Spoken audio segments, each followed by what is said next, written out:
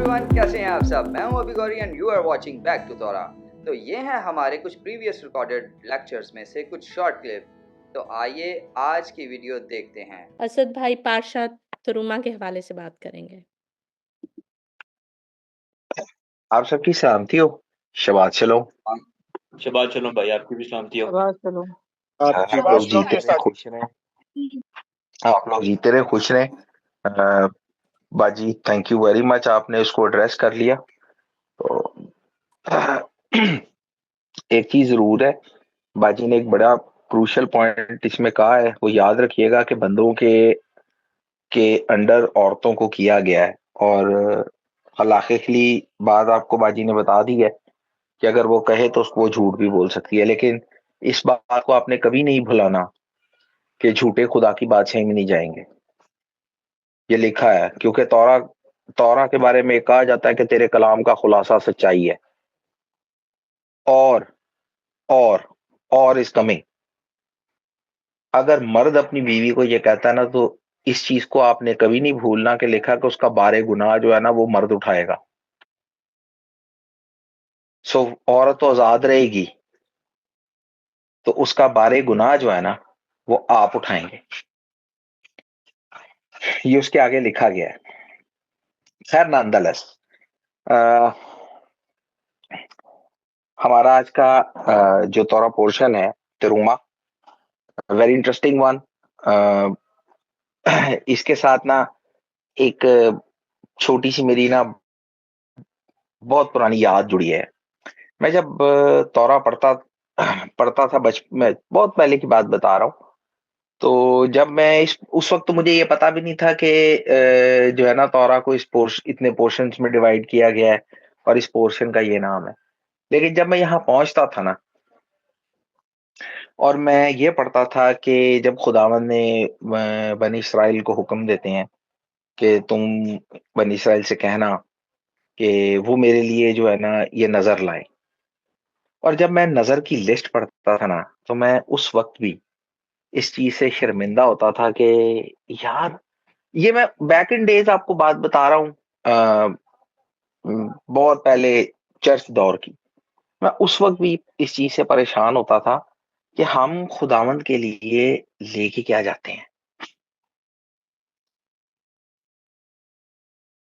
क्या यही हमारा बेस्ट है जो हम खुदा के लिए लेके जाते हैं? अक्सर लोग इस चीज में सवाल करते हैं, अक्सर लोग इस चीज कहते हैं, यार हमारे ना माली हालात बड़े खराब हैं, हम बड़े मजबूर हैं। सो मेनी टाइम्स ऐसा होता है कि हम खुदावंद का हिस्सा नहीं निकाल सकते। Okay, that is understandable. लेकिन क्या अगर आपकी फैमिली पे कोई मुसीबत आ जाए, आपके बच्चे किसी मुसीबत में फंस जाए, तब भी आपकी यही प्ली होती है, यार हालात बड़े खराब है, मैं अपने बच्चे को नहीं बचा सकता। इसका ये मतलब है कि हम खुदा को जो है ना ऑलरेडी दूसरे तीसरे दर्जे पर रख के बैठ गए हैं।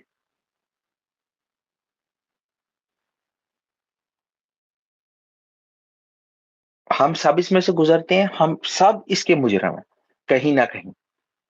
हम सब ने ये किया है, इसमें किसी एक को अपने दिल को दुखी करने की जरूरत नहीं है। हम सब इसमें से गुजरे हैं और हम सब ने ये किया है, और हम सब के लिए ही ये सीखने की जरूरत है।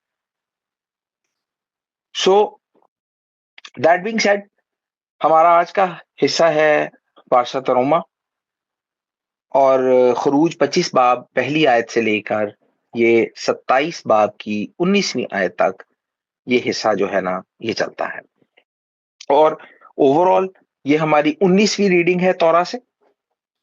और जैसा कि अगर आप इसे पढ़ेंगे तो ये स्टार्ट होती है कि खुदावंद ताला जो है वो रबीनु मोशे को ये हुक्म देते हैं कि तू ना बनी इसराइल को, मतलब सन्स ऑफ इसराइल, बनी इसराइल को ये कहना कि मेरे लिए नजर लाए। अच्छा, मेरे लिए नजर लाएं उर्दू के अंदर जो है ना, ये शायद आपको एक चीज की क्लैरिटी नहीं देगा। मेरे लिए नजर लाएं, इट्स अ जनरल स्टेटमेंट। अगर आप अंग्रेजी में देखेंगे तो वहां लिखा हुआ है take a contribution for me. इसके ऊपर मैं 1 मिनट में आता हूं, लेकिन बहरहाल जो लफ्ज कंट्रीब्यूशन ट्रांसलेट किया गया है या नजर तरुमा, इसका बेसिकली कोई अंग्रेजी इक्विवेलेंट नहीं है। सो जो क्लोजेस्ट इससे रिलेट करती हुई चीज है वो हमें बता दी गई है, दैट्स अ कंट्रीब्यूशन। लेकिन अगर आप ये कहें कि जी ये एग्जैक्ट तरुमा को ट्रांसलेट कर रहा है, तो द आंसर इज नो। ये क्लोजेस्ट चीज है जो आपको बताई गई है। सो तौरा में तरुमा जो है इट रिफर्स जो है वो एक सर्टेन टाइप्स ऑफ ऑफरिंग्स जो टेम्पल को डेडिकेटेड होती हैं, जिस तरह टाइथ है, फर्स्ट फ्रूट की ऑफरिंग्स हैं एंड सो एंड सो। इस पे काफी बात हम कर चुके हैं, पिछली दफा भी कर चुके हैं और बाजी भी काफी दफा इस पे जो है ना बात कर चुकी हैं। इस कॉन्टेक्स्ट के अंदर, जिस कॉन्टेक्स्ट में आज हम इस हिस्से को पढ़ रहे हैं, खरूज 25 बाब के कॉन्टेक्स्ट में या एक्सोडस 25 के कॉन्टेक्स्ट में, तो उसमें सूरत हाल ऐसी है कि ये जो सारी कंट्रीब्यूशन है ये जो है वो मिशकान को बिल्ड करने के लिए। और ये जो सारी रीडिंग है इसमें आपको आप पढ़ेंगे तो आपको पता लगेगा खुदावन ताला जो है वो रबीनु मोशे के तवसुत से बनी इसराइल को वेरियस इंस्ट्रक्शंस देते हैं टू बिल्ड द मिशकान या मस्कन या टैबरनेकल। सो 25:2 के अंदर, खरूज 25:2 के अंदर, थैंक यू वेरी मच, ये आपने बहुत अच्छा काम किया, आप जीते रहो, खुश रहो। टी खरूज 25:2 में खुदावन ताला जो है वो बुजुर्ग मूसा को हुक्म देते हैं कि बनी इसराइल को ये कहना कि टेक अ कंट्रीब्यूशन तरुमा फॉर मी। अच्छा, राशि इसके ऊपर एक बड़ी खूबसूरत सी बात करते हैं, लगा कि जी भाई तरुमा जो है वो इस चीज पे इम्प्लाई होता है कि भाई आप कोई चीज जो है उसका पोर्शन सेपरेट करें फॉर हायर पर्पसेस। ये बाजी ने अभी आपको शुरू में बताया कि तरुमा जो है इब्रानी लफ्ज रूम, इसका मतलब है टू अपलिफ्ट। सो कोई भी ऐसी चीज जो तरुमा की फॉर्मेट में खुदावंद को दी जाती है, इट इज लिफ्टेड अप, वो खुदावंद के हुजूर उठाई जाती है, रेज्ड अबव। वो एक आम चीज हो सकती है, लेकिन जो ही वो आप खुदावंद को देते हैं वो एलिवेट होके आम से ऊपर चली जाती है और वो for divine and godly purposes जो है ना वो इस्तेमाल होती है। और इसका इम्प्लीकेशन ये है कि जो शख्स भी तरुमा देता है, मतलब ये इसमें हिस्सा देता है, खुदावंद के लिए नजर लेके आता है, वो खुदावंद के हुजूर खुद भी अपलिफ्ट हो जाता है। सो कहने का मतलब ये है कि जब हम खुदावंद के लिए देते हैं तो हम खुद भी खुदावंद के हुजूर जो है वो उठाए जाते हैं। तो आप ऐसे समझ लें कि यू क्लाइंब अप। सो तौरा में जो भी बात कही गई है वो एक सिग्निफिकेंस रखती है। ये बात बड़ी दफा हम कर चुके हैं, वो ऐसे ही नहीं की गई, वो किसी वजह से की गई है।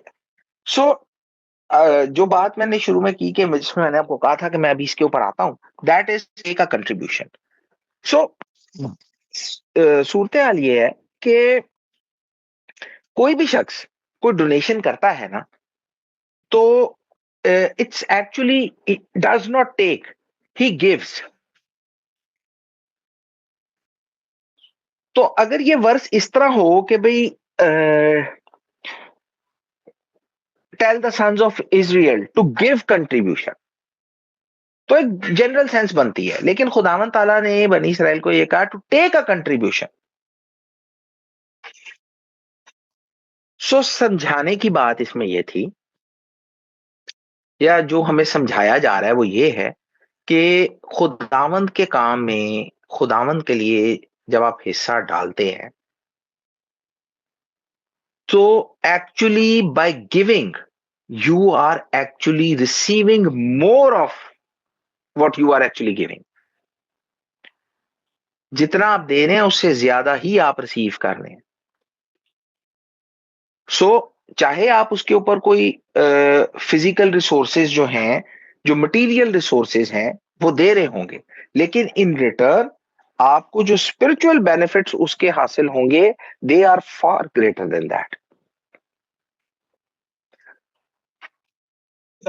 सो कहने की बात कि जो शख्स भी खुदा के काम के लिए देता है, he or she is actually taking from the blessings of God. इसकी एक सादी सी मिसाल आपको सुना देता हूं। इट्स जस्ट लाइक कि आप स्टॉक में इन्वेस्ट करते हैं, और जब आप स्टॉक में इन्वेस्ट करते हैं, लोग शायद आपको एक यार एक ये क्या है यार, अब सारे पैसे उथे ही लाते ने, सब उधर ही लगा दिया है। लेकिन कुछ वक्त में आपको यह पता लगता है कि जिस स्टॉक में आपने इन्वेस्ट किया था वो तो बढ़ना शुरू हो गया,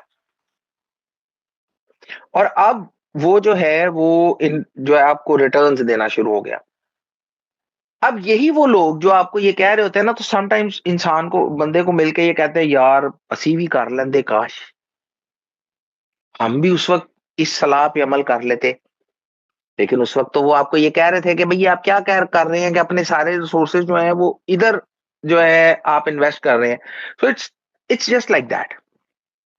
जब आप खुदावंद में इन्वेस्ट करते हैं तो जो आप रिसीव करते हैं, it is far more greater than what you have originally invested. हमारा मसला ये है कि हम स्पिरिचुअल चीजों को कभी काउंट ही नहीं करते कि ये हमारी ब्लेसिंग्स है। हमारा मुद्दा सिर्फ मटीरियलिस्टिक चीजों के ऊपर आकर जो है ना वो खड़ा हो जाता है। दैट इज वाई यहां ये कहा गया है टेक अ कंट्रीब्यूशन। सो यहां तक तो जो हमारी बात थी वो इसके लिए हुई। अब जिस बात पे मैं आप लोगों की तवज्जो दिलवाना चाहता हूं, that is very different from जो हमारी एक नॉर्मल अप्रोच है तरुमा को लेके, या इस पारशा को, इस हिस्से को लेके। नॉर्मली हम यही देखते हैं कि यार इस हिस्से की बात होगी तो कंट्रीब्यूशन, नजर आने चीजों की बात है, मटेरियलिस्टिक चीजों की बात है, स्पिरिचुअल बेनिफिट्स की बात है, सो एंड सो। पर आप ये सारा पारशा पढ़ें, जैसे कि बाजी ने भी ये कहा कि आपको मेजरमेंट्स चीजें, आपको बहुत सारी चीजें इसके अंदर से मिलेंगी। इस वक्त के लिए जो मेरा पॉइंट है इस पारशा को लेके वो है करोबी। करोबी सो खुदावंद ने कहा वे आसिता शेनाइन के रोवीम जहाब, तू सोने के करोबी जो है ना वो बनाना। अच्छा,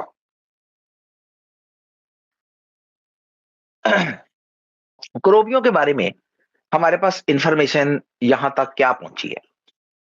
सो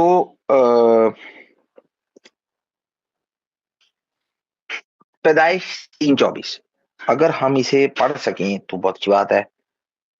जी, लिखा है चुनाचे उसने आदम को निकाल दिया और बाग अदन के मशरक की तरफ करोबियों को और चौगिर्द घूमने वाली शोलाजन तलवार को रखा कि वो जिंदगी के दरख्त की राह की हिफाजत करें। सो हमारे पास जो इंफॉर्मेशन करोबियों के मुतालिक पहुंची है वो यही है कि सिनेरियो हमारे सामने है कि जनाब आदम जो हैं, बुजुर्ग आदम जो हैं, उनसे वो खता हो गई है। उसके बाद सारी जजमेंट पास हुई। मेरा ख्याल है ये हम सब जानते हैं, या हमें जाने की जरूरत नहीं। लेकिन हमारा जो पहला इंट्रोडक्शन है करोबियों के साथ वो ये है कि they are some kind of a being जिसको खुदावंद ने हिफाजत की, जिंदगी की राह की हिफाजत के लिए रखा है। और दिस इज आवर इंट्रोडक्शन। और यहां पर खुदावंद, जब हम इस पोर्शन में पहुंचते हैं, इस पार्ट पे पहुंचते हैं, तो खुदावंद ये फरमाते हैं कि तू उस पर करोबी बनाना।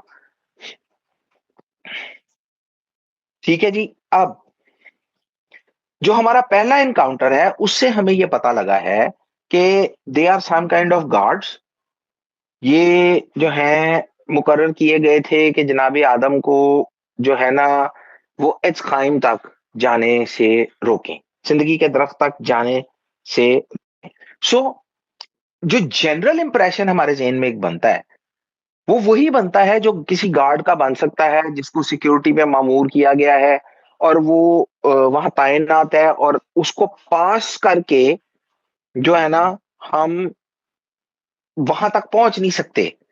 उसके पीछे एक खजाना है और वो खजाने तक हम पहुंच नहीं सकते क्योंकि गार्ड जो है वो आगे खड़े हैं और इट्स काइंड ऑफ मतलब थोड़ा खौफनाक खौफनाक इंप्रेशन। सो नॉर्मली हम इसी उससे यही प्रिसीव करते हैं, लेकिन हमारे जो रैबा राशि हैं वो इससे कुछ और प्रिसीव करते हैं।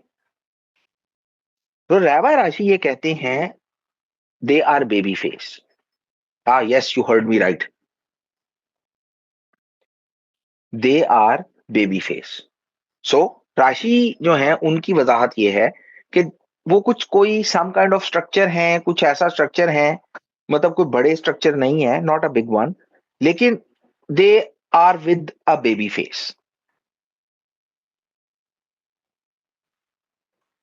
तो इससे पहले कि आप कैथोलिक चर्च वाले एंजल्स को सोचना शुरू करें और सोचे यार कहीं वहां तो नहीं आए, सो एक मिनट यहाँ पे ना ब्रेक लगा के रखें। इसको खत्म हो लेने दें, फिर इसके बारे में जरूर सोचिएगा कि हमारे पास वो छोटे छोटे एंजल्स, छोटे छोटे परों वाले एंजल्स हैं, वो कैसे आ गए। सो उसको एक मिनट के लिए रोक के रखें अगर आपने ये ज़हन में एकदम सोचा है तो। सो बहरकैफ पॉइंट ये है कि अब जब राशि ये कहते हैं कि दे आर बेबी फेस, तो राशि ने ये अखज कैसे किया है, राशि ये पॉइंट लेके कैसे आए, किस तरह उन्होंने असेस कर लिया कि जो करोबी हैं वो इस तरह के कोई कोई बीइंग होंगे, कोई स्ट्रक्चर होंगे जिनके बच्चों के चेहरे होंगे। सो लफ्ज करोबियों के ऊपर बहुत सारी तफसीरें हैं, लेकिन एक तफसीर आपको बताता हूं।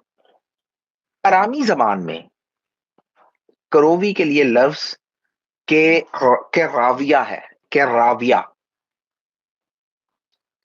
और के राविया के माने हैं चाइल्ड लाइक।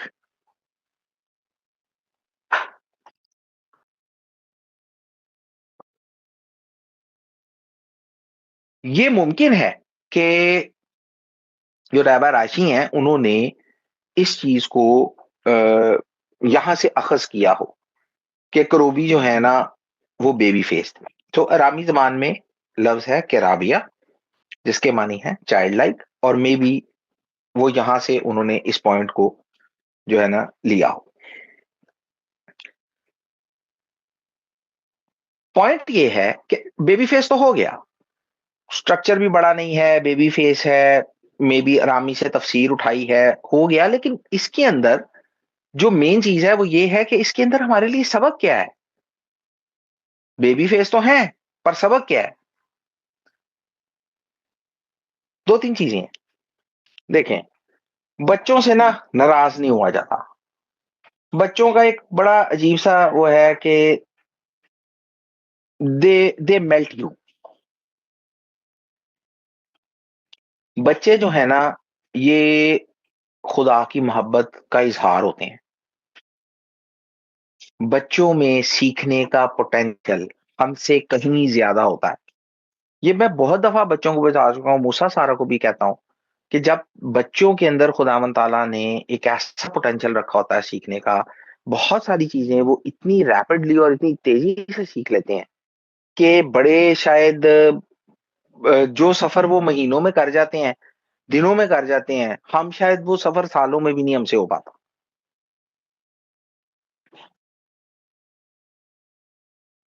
और लेसन ये है कि जैसे बच्चे अपना पोटेंशियल जो है वो इस्तेमाल करते हैं चीजों को सीखने के लिए, लर्न करने के लिए, हमारे लिए सबक ये है कि हम भी वही करने की का हौसला, वही करने की जुर्रत रख सकें। यहाँ मैं आपको एक बात याद कराना चाहता हूँ। किसी को याद है कि मसीह ने क्या कहा था बच्चों के रेफरेंस में? बच्चों को मत रोको, उनको मेरे पास भाई, आने दो, बच्चों को आसमान की मत बादशाह ऐसा हुई है। तो भी है। बच्चों को मेरे पास आने दो, उन्हें मना ना करो। क्यों? क्योंकि आसमान की बादशाह असल ऐसा बात तो हुई आगे है। एग्जैक्टली। मसीह ने एक और बात भी कही थी। उन्होंने कहा जब तक तुम बच्चे नहीं ना हो गए आसमान की बादशाही को देख भी नहीं सकते। देख भी नहीं सकते। ये मैं आपको आगे जाके बताऊंगा और आपको बड़ा इस चीज में बड़ा मजा आएगा कि मसीह ने ये बात क्यों कही थी और जो न्यू टेस्टामेंट के राइटर्स हैं वो कैसे इस बात को पोर्ट्रे कर रहे थे। ये आपको खुद ही समझ आ जाएगी अभी थोड़ी देर में। इससे तो आपको समझ आ गई ना कि वो तफसीर करते हैं करोबियों की कि दे आर बेबी फेस, और बेबी फेस जो है वो आर्क ऑफ द कवेनेंट के ऊपर है। और बेबी, अगर यही क्रोवी जो बेबी फेस हैं ये एज कायम के रास्ते में है तो क्या मतलब है इसका? पर एक और मसला है। मसला ये है कि राशि ये वाली तफसीर करने के साथ साथ एक और बात कहते हैं, और वो ये कहते हैं कि एत हा केरोवीम मालखे खबला, they are the angels of destruction. अच्छा, एक मिनट एक मिनट एक मिनट। अभी आप ये कह रहे हैं कि दे आर बेबी फेस, अभी आप ये कह रहे हैं कि they are the angels of destruction.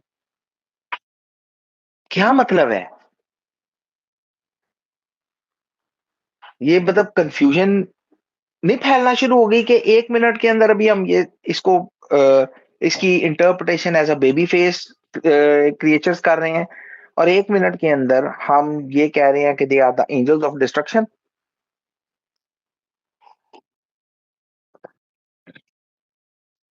So इसको हल करते हैं।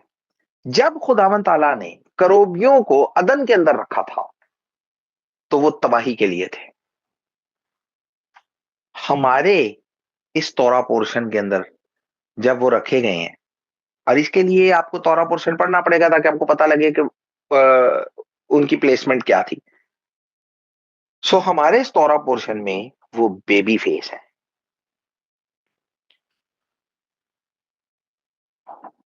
अब ये क्या बात हुई कि दो रोल्स हैं उनके, कैसे? सो मुफस्सरीन ये कहते हैं, स्कॉलर्स ये कहते हैं कि व्हेन इट कम्स टू करोबीज या cherub, it depends where you put them. So करोबियों के हाथ के अंदर टू फोल्ड मिशन है। One, they are the angels of destruction. Second, they are baby face, love care when on the ark. जब वो आर्क ऑफ कवेनेंट पे हैं तो वो लव और केयर को रिप्रेजेंट कर रहे हैं। जब वो अदन के सामने है तो वो एंजल्स ऑफ डिस्ट्रक्शन और वो गार्ड्स हैं। सो राशि जो है वो क्रोबियों के कैरेक्टर को लेकर ये दोनों ही बातें रिप्रेजेंट करते हैं, और इसके ऊपर यही स्कॉलर्स कहते हैं कि क्रोबी जो है वो जिस रोल में उनको रखा जाता है उस रोल के अंदर वो फॉर्म हो जाते हैं।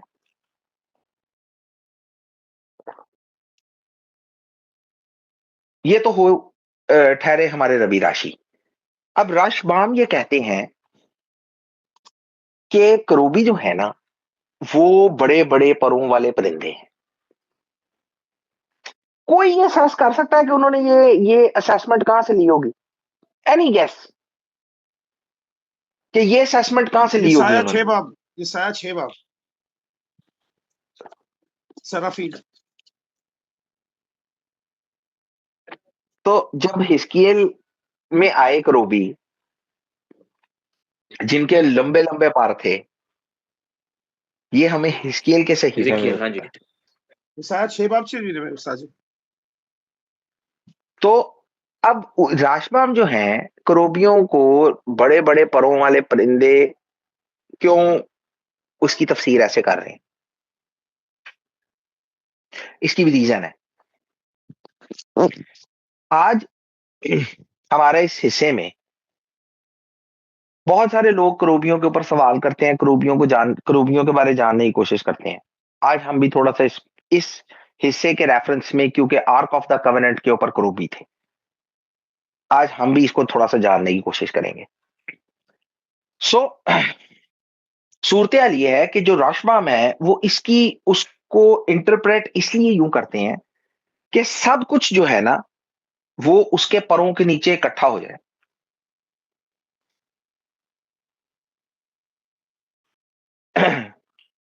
उनकी असेसमेंट और उनकी जो इंटरप्रिटेशन है करोबियों के बारे में वो ये है कि they are not baby faces but they are some kind of the beings और the birds with long wings.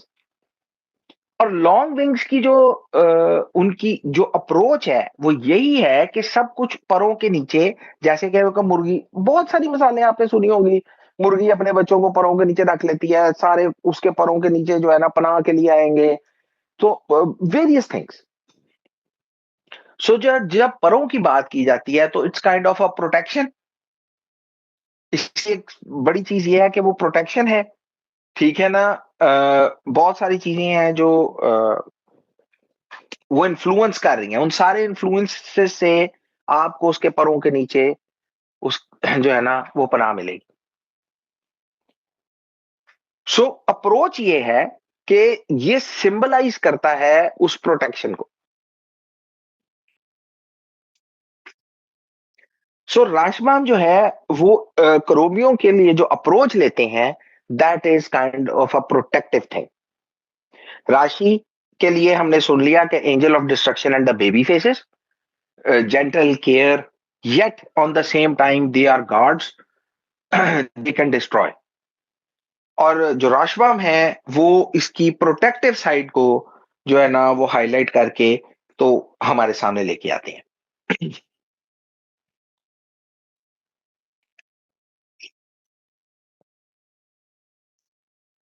इसके बाद रफकूक जो है उनकी एक पोम है जिसमें वो ये कहते हैं कि बेनाराम यश लखा कन फैरवाह। और उनका पॉइंट ये है कि ए इंसान तुझे जानने की जरूरत है कि तेरे पर है।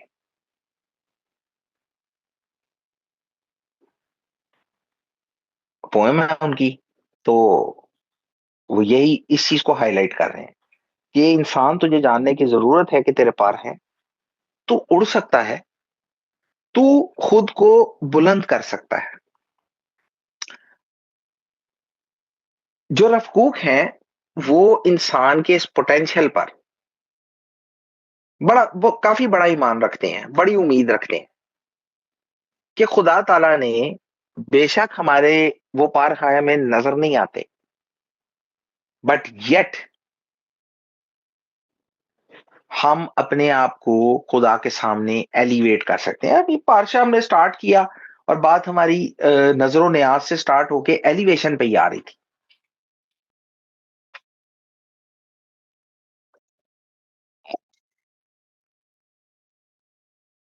खुदा ताला ने इंसान के अंदर ये खूबी रखी है, इंसान अपने आप को खुदा के सामने इस तरह एलिवेट कर सकता है। It's just like you have wings and you can fly higher and higher.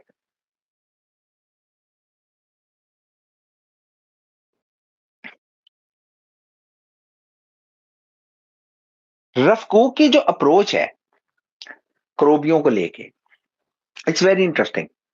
और इंटरेस्टिंग ये है कि वो राशि की और राशमाम की दोनों की तफासीर को मिला के आपको प्रेजेंट कर देता है।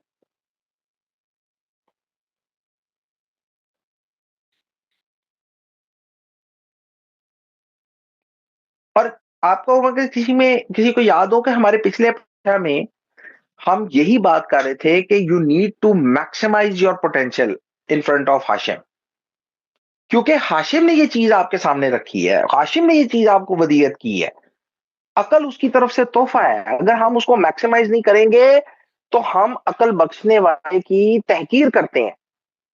हम अकल की तहकीर करते हैं, हम उसको बख्शने वाले की तहकीर करते हैं। सो द थॉट, इसके जो थॉट बीइंग, इसके पीछे जो सोच है, जो अप्रोच है, वो ये है कि खुदा जो है वुड बी वेरी डिसअपॉइंटेड अगर आप अपने इस पोटेंशियल को जो है ना वो मैक्सिमाइज नहीं करते।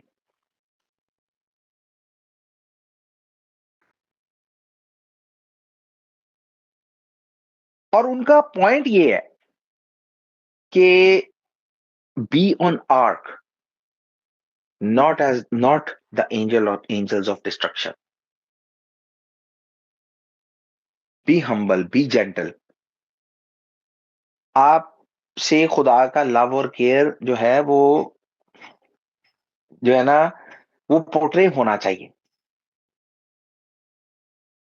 आपको एंजल्स ऑफ डिस्ट्रक्शन के रोल में जाने की जो है ना जरूरत नहीं। सो अकॉर्डिंग टू रफकूक, the symbol of cherubim is the symbol of us, humans with the wings.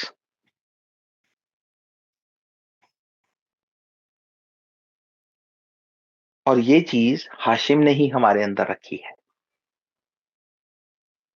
We can rise. अब सोचें कि अगर नजरो नियाज खुदा के सामने ऐसे एलिवेट हो सकती है, तो फिर अपने बदन ऐसी कुर्बानी होने के लिए पेश करो जो खुदा के लिए, खुदा के नजदीक पसंदीदा है। अगर किसी ने को ये बात याद है और किसी ने ये पढ़ी है। जी उस्ताद जी, रोमन 12।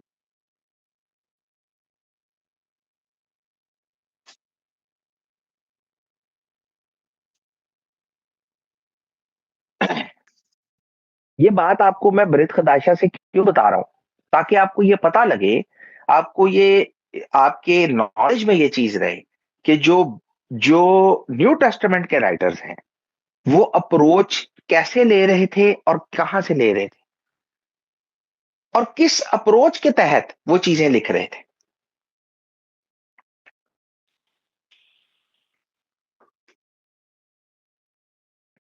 खैर, इसके बाद बालहा तोरीम। अब बालहा तोरीम जो है वो ये कहते हैं उफ नेहिम इश आल अखीव। ये बात तौरा की है, उनके मुंह आमने सामने हो।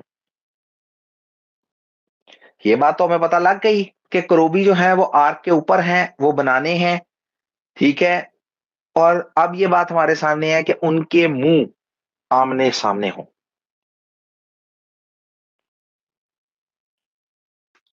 और मतलब फ्रैंकली ये बात जब मैं इस बात को सीख रहा था, जब मैं इस बात को पढ़ रहा था, इस बात को जान रहा था, मेरे ज़हन में जो है ना वो वो वक्त मुझे, मैंने इसको रिकॉल किया कि मैं और गौरी साहब जो है ना वो आमने सामने बैठ के जो है ना वो तौरा को सीखा करते थे। बालहा तोरीम का पॉइंट क्या है? जैसे दो दोस्त आमने सामने बैठ के तौरा सीखते हो।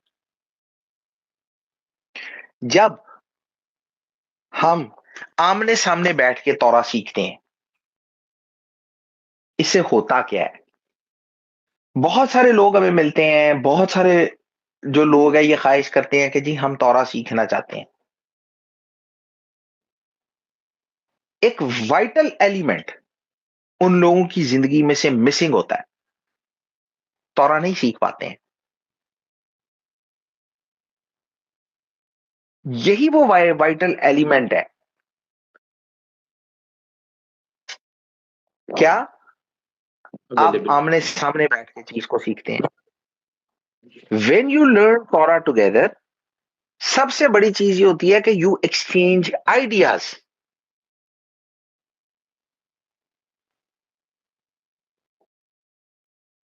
हम पता तौरा कैसे सीखना चाहते हैं?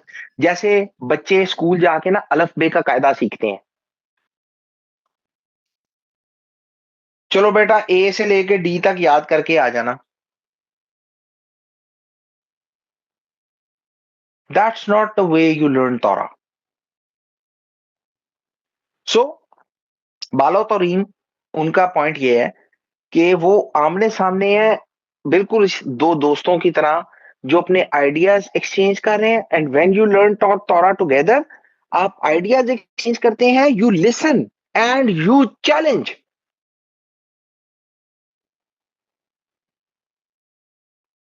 बहुत सारी चीजें आपके लिए चैलेंजेस होती हैं, बहुत सारी चीजें जो हैं वो आप नहीं सीखते हैं, उनका नया रुख जो है वो देखना शुरू करते हैं।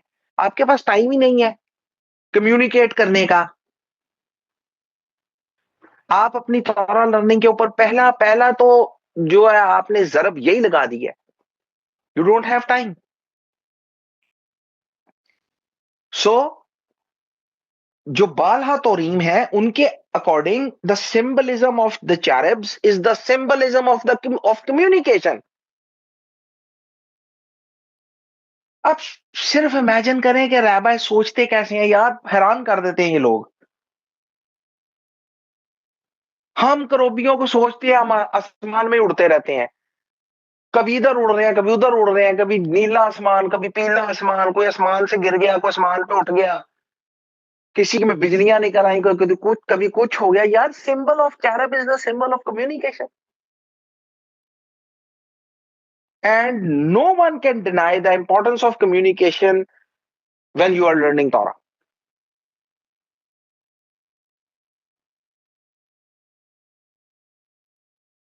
मैं जब इनकी बात पढ़ रहा था, सीख रहा था, तो मुझे ये चीज हैरान ये कर रही थी कि यार ये लोग सोचते कैसे हैं, ये सोचे हम लोगों को क्यों नहीं आती। बाइबल तो यार हमने भी 15-17 दफा पढ़ ली, 20 दफा पढ़ ली, 50 दफा पढ़ ली। मैं ऐसे ऐसे पादरी दे 50-50 दफा बाइबल पढ़ी अपने मिनिस्ट्री एरियल करियर में। ये बातें उन तक तो नहीं ऐसे पहुंची, हमें तो नहीं समझ आई।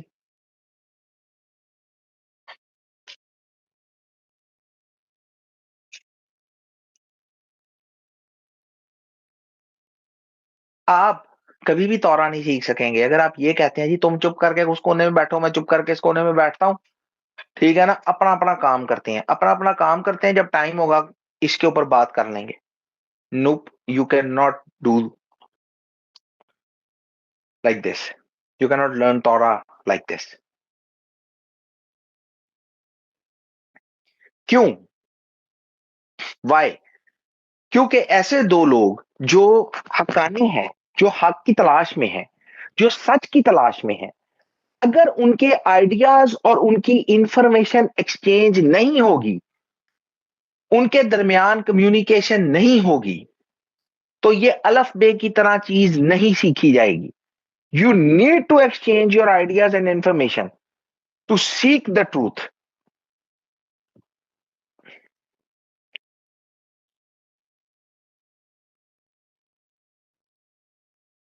फिर रवि शमशोन आते हैं, वो कहते हैं जनाब मकदिस और मिशकान बागे अदन की मिसाल है। बड़ी दफा लोगों ने सुना जी मिकदास जो है, या बेथा मिकदास जो है, ये गान अदन की तरह जो है ना, वो है ये गार्डन ऑफ ईडन की तरह है। और उनका पॉइंट ये है कि जो मकदिस है और मिशकान है ये बागे अदन की मिसाल है। क्यों? वाई? क्योंकि करूबी दोनों जगहों पर एक ही फंक्शन कर रहे थे। उन्होंने करोबियों को लेकर और उनके फंक्शन को लेकर ये चीज असेस की कि it's a format of the garden of Eden.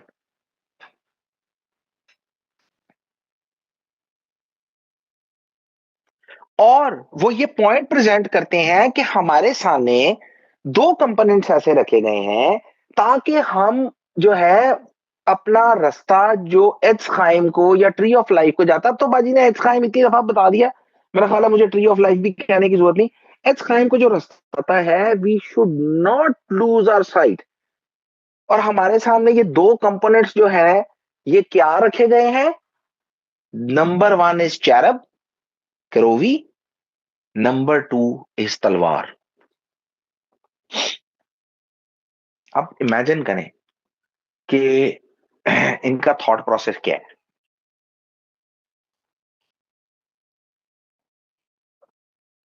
राबा ये कहते हैं कि तलवार जो है वो जिंदगी की मुश्किलात, तकालीफ, इन सब चीजों का सिंबल है। तलवार एक इस चीज का भी सिंबल है कि what we should not do. बाजी हर दफा जो है ना एक कमांडमेंट, 2 कमांडमेंट, 3 कमांडमेंट आपको सिखाती हैं, positive commandment, negative commandment, we should do, what we should not do. So तलवार जो है वो इस चीज का सिंबल है कि what we should not do. Also ये जिंदगी के जो आपकी प्रॉब्लम्स हैं, मुश्किलात हैं, रुकावटें हैं, ये उनका का सिंबल है। करोवी on the other hand is the symbol of what we should do. They are gentle baby creatures जो कि हमें इस चीज पे मादा करते हैं कि भाई हमने करना क्या है। So according to him there are 2 principles जो हमें गाइड करते हैं back to the path of एल्सहाइम। 2 प्रिंसिपल्स क्या हैं तलवार और कुर्सियों को लेके? Number 1 is suffering, number 2 is God's revelation. When they both combine, you see the path to the tree of life.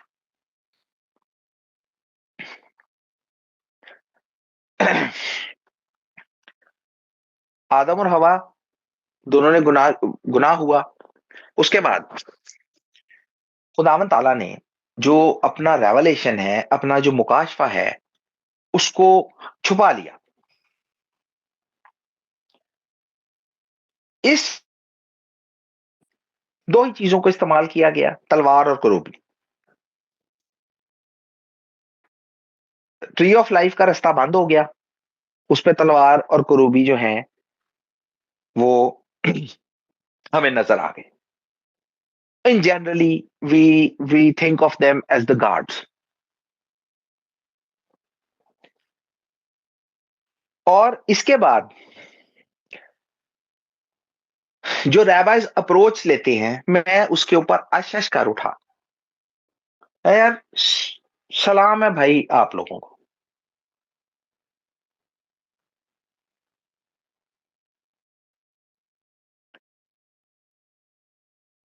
वो कहते हैं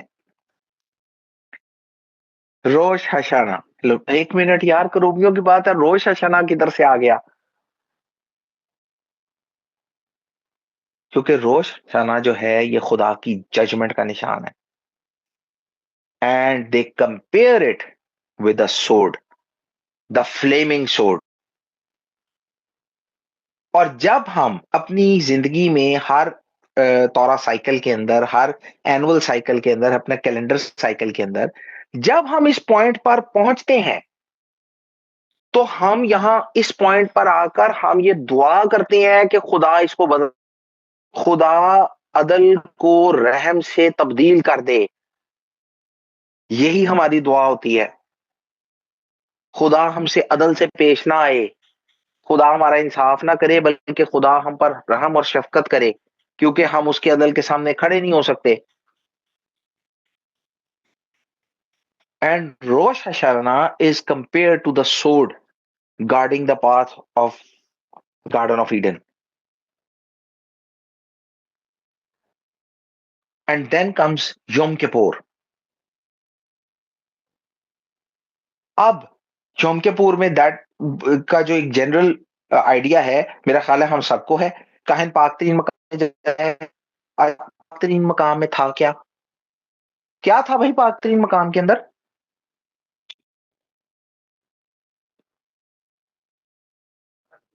संदूक, संदूक के ऊपर क्या था?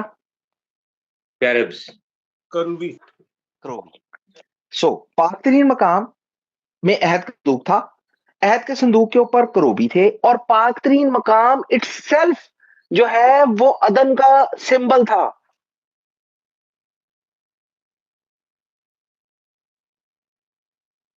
अब चूंकि वो अदन का सिंबल था और हो क्या रहा था कि साल में एक बार सरदार काहिन जो है वो यौम किप्पुर पे जो है वो तशरीफ लाते थे। और पॉइंट क्या था कि हमारा जो रिप्रेजेंटेटिव है एज ह्यूमंस, हमारा जो नुमाइंदा है यानी सरदार काहिन, उसको ये इजाजत है कि उस अदन में दाखिल हो और उन करोबियों को देखे जो हमारे लिए रास्ता संभाले हुए हैं।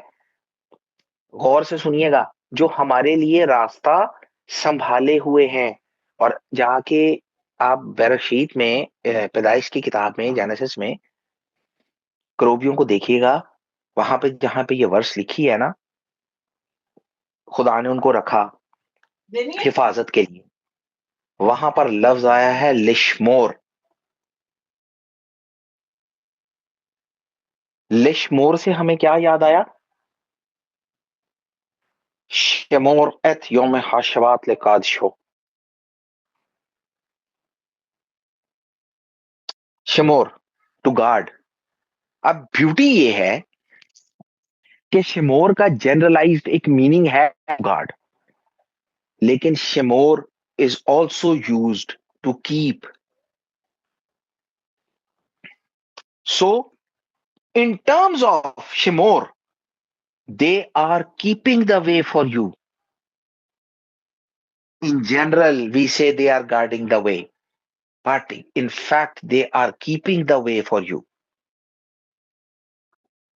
इसीलिए यौम किप्पुर की तैयारी बड़ी बारीक बीनी से की जाती थी, बड़ी बारीकी से तैयार होती थी। 7 दिन पहले से वो जो है सरदार काहिन को तैयार करना शुरू होते थे। सेजेस जितने हलाकिकली स्ट्रांग होते थे, वो सारी की सारी चीजें सरदार काहिन को दोबारा रिकॉल कराते थे, दोबारा उनकी तैयारी कराई जाती थी, बार बार कराई जाती थी। क्योंकि हर शख्स जो बाहर होता तो ये इदराक होता था कि ये वो हमारा नुमाइंदा है जो हमारी जगह उस अदन को देख के आएगा जिसका रास्ता हमारे लिए करोबियों ने संभाला हुआ है। कि हमारा अभी वक्त नहीं आया, हम अभी वहां नहीं पहुंचे। अब ऐसा नहीं हो सकता कि हम उस अदन में दाखिल हों और दोबारा गुनाह करके दोबारा बाहर आ जाएं। अनटिल और अनलेस हम अपने उस पोटेंशियल को मैक्सिमाइज नहीं कर जाते, वहां तक पहुंच नहीं जाते, वो रास्ता हमारे लिए वही करोबी संभाले हुए हैं। वो खुदा की मोहब्बत का निशान है। दिस इज योम किप्पुर फॉर यू।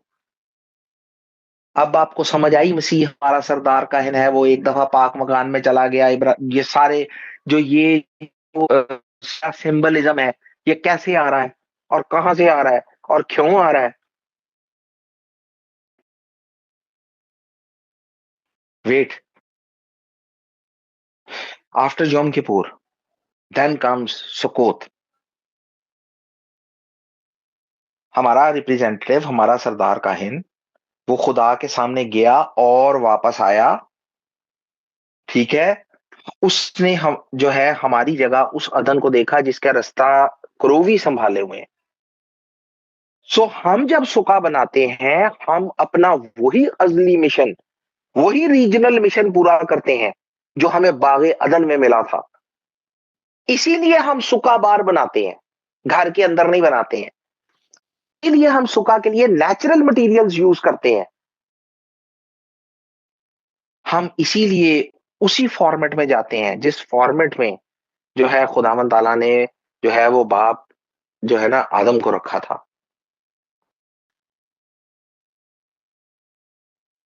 और यही इसीलिए हम कहते हैं कि सुखा के ऊपर खुदा का शकीना होता है। हम उसी चीज को दोबारा से रिकॉल कर रहे होते हैं। और फिर आप ये कह सकते हैं यार, ये तो कैलेंडर साइकिल में पूरे साल के बाद आएगा, पूरे साल का इंतजार है, इसीलिए वो इसका पूरा साल इंतजार करते हैं। लेकिन 1 मिनट, हमें साल भी इंतजार करने की जरूरत नहीं होती, क्योंकि हमारे पास एक ऐसा खूबसूरत दिन है, एक ऐसी चीज है हमारे पास जो हमें हर हफ्ते इसकी रियलाइजेशन देती है। हमारे पास उस एक दिन के लिए लफ्ज शमोर भी है और लफ्ज ज़खोर भी है। शमोर तलवार है, ज़खोर करोवी है।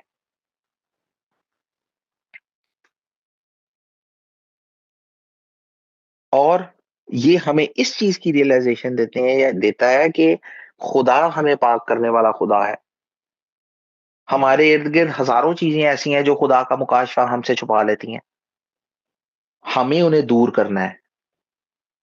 For separation is must for elevation, there is no elevation without separation.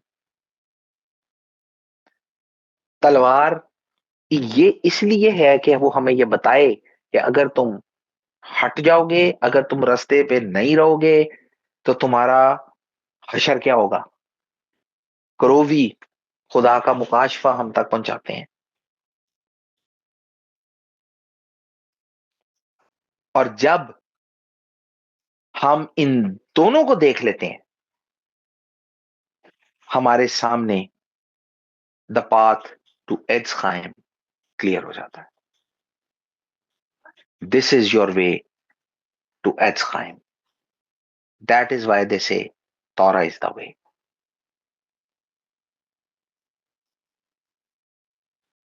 बारी ताला आप सबको इस रास्ते को इसी तरह से डिस्कवर करने का रहम और फजल अता फरमाए। बारी ताला आप सबके साथ हो। सी यू इन नेक्स्ट पार्शा।